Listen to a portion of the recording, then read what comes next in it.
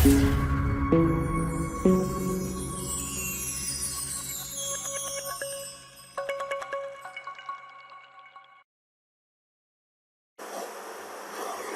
আলাইকুম। আজকে আমরা DHCP রিলে এজেন্ট নিয়ে কথা বলবো। DHCP রিলে এজেন্ট আছে, সাপোজ আমাদের দুইটা নেটওয়ার্ক আছে, রাউটার 1 একটা নেটওয়ার্ক, রাউটার 2 একটা নেটওয়ার্ক। রাউটার 1 এর আন্ডারে 3টা পিসি আছে। এখন এটা কানেক্টেড আছে এটার সাথে, আর এটার সাথে।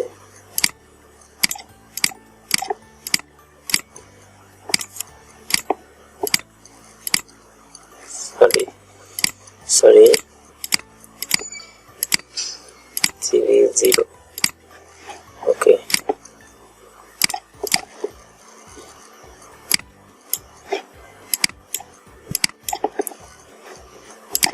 Suppose a person network 10.1.1.0/24, তার মানে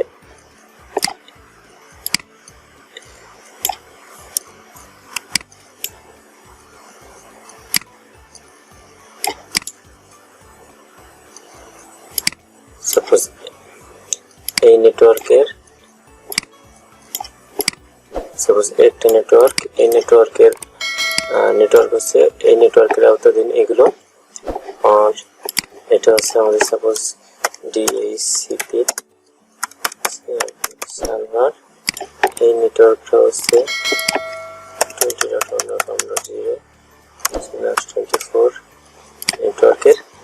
সো এখন দেখেন, এখন রিলেটা হচ্ছে এই সার্ভারের, এই রাউটার একটা হেল্পার হিসেবে কাজ করবে, এবং এইখান থেকে এই রাউটার 2 থেকে এই পিসি গুলো আইপি পাবে। তো সেটা করতে হলে অবশ্যই আমাদের দুইটা কমান্ড ইউজ করলে হবে। এজন্য আমরা প্রথমে এটার গেটওয়েটা নির্ধারণ করে দিই। যদি আমরা গেটওয়েটা নির্ধারণ করি তাহলে এই নেটওয়ার্কের আওতাধীন অবশ্যই এটা 10.1.1.1 হতে পারে। তো আমরা এটা 1.1 দিলাম, ইউজ করলাম। এখন দেখেন এই পোর্টটা যদি এটা না থাকতো, সাপোজ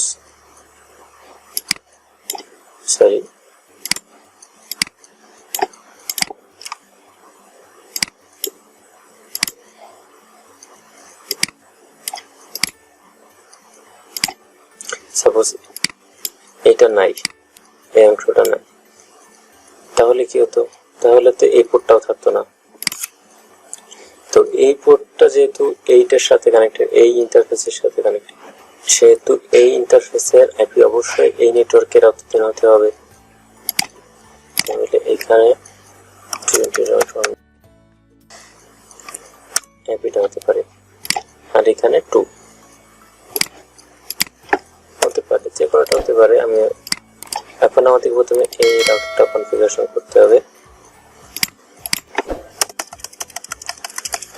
কনফিগারেশন মোডে যাইতে, কনফিগারেশন মোডে আসলাম। এখন আমাদেরকে ইন্টারফেসে ঢুকবো, ইন্টারফেসে আইপি অ্যাসাইন করব 90.170। প্রথমে আমরা 170টা করব।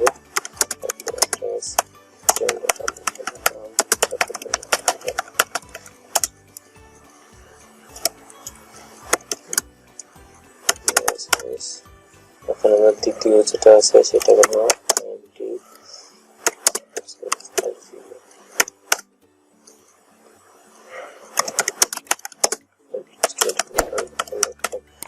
এটা অবশ্যই এটাই পোর্টটা। দেখেন এফ ফার্স্ট ইথারনেট 0/0, আর প্রথমে যেটা করছি সেটা ফার্স্ট ইথারনেট 1/0।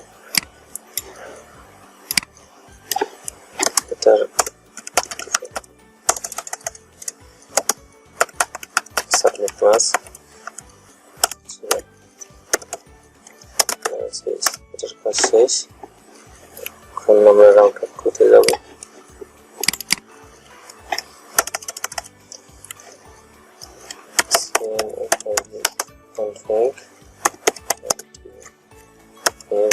একটা বোর্ড আছে,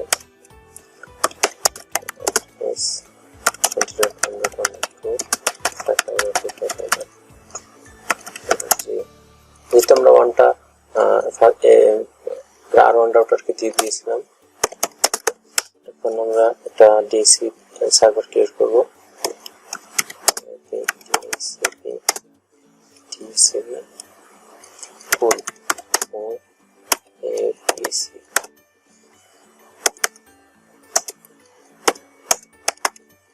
নেটওয়ার্ক কোনটা অবশ্যই আমরা এই নেটওয়ার্ক থেকে আইপি সবাইকে দিব। সো ওই নেটওয়ার্কটা হবে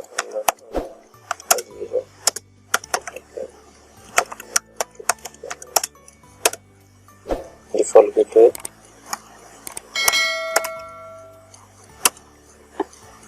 দেখেন ডিফল্ট গেটওয়েটা কিন্তু এটা হবে, মানে এই সবগুলো কিন্তু এই রাউট দিয়ে বের হবে। সো তাহলে এটাই হবে।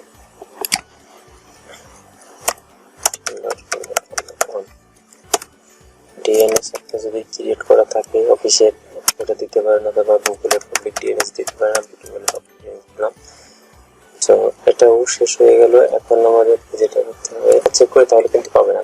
চলে না চেক করে আসি। তাহলে এটাকে আমরা দেখেছিলাম ডিএসসিপি সার্ভার করার সময় আইপি ডিএসসিপি এতটুকু করার পরে ডিএসসিপি দিলেই আমাদের কিন্তু পেয়েছে। এখন কিন্তু পাবে না। দেখবেন আইপি ক্যানট ফাইন্ড আসবে,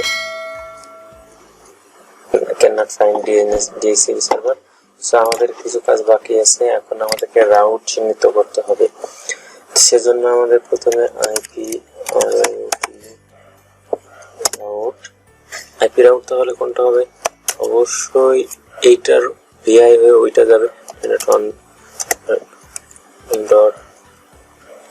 .0 এটা। এখন কোথায় যাবে? অবশ্যই এই পোর্টটা দিয়ে এখানে যাবে। তো আমরা যখন ইন্টারফেস দিব বা পোর্ট দিব তখন এই পোর্টটা দিতে হবে। এই পোর্টটা কি F0/0 এটা দিতে হবে। তবে ভালো আছে আইপিটা ব্যবহার করা। যখন আইপি দিব তখন কিন্তু এই আইপিটা দিতে হবে, অবশ্যই এই আইপিটা দিতে হবে। আবার লক্ষ্য রাখবেন এই আইপিটা দিতে হবে। তো আমরা চলে 20.1.1 এটা। ওকে, এখন আমাদের যেটা করতে হবে সেটা হচ্ছে হেল্পার অ্যাড্রেস। যেহেতু এই রাউটারটা দেখেন, এই রাউটারটা কিন্তু হেল্পার হিসেবে কাজ করতেছে, ডিএইচসিপি সার্ভারের হেল্পার হিসেবে কাজ করতেছে। তো আমরা এর আগে রাস্তা দেখাই দিলাম কোন দিক দিয়ে যাবে। সাপোজ এখান থেকে এখানে আসবে, আমরা প্রথমে এই নেটওয়ার্কটা দিলাম, নেটওয়ার্ক দিয়ে এইখান দিয়ে এইখানে যাবে। এখন আমরা দেখতে পাবো হেল্পার, মানে এর হেল্পার হিসেবে আইপি এর কাছে আসবে এবং এ বন্টন করবে। দেখেন চলেন, এই জন্য আমাদেরকে প্রথমে একটা জিনিস দেখতে হবে, আমাদের এখানে এই পোর্টটাতে প্রবেশ করতে হবে। F0/1/0 আমাদের কিন্তু এই পোর্টটাতে আমরা সর্বশেষ আইপি দিয়েছিলাম।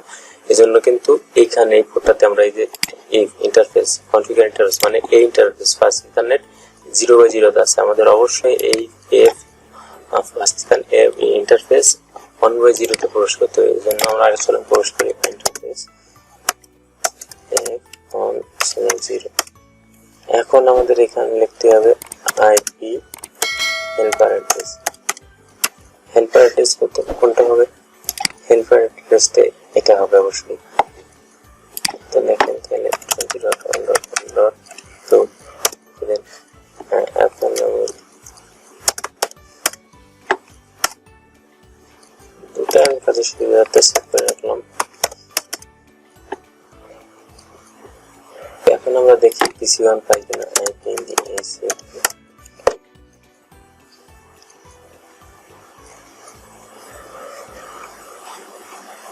দেখেন এখন কিন্তু আমাদের 10.1.2 এর আইপিটাই পাইছে, ডিফল্ট গেটওয়ে যেটা ছিল আমাদের ওটাই পাইছে। এখন দেখেন যদি আমি পিসি দেখি,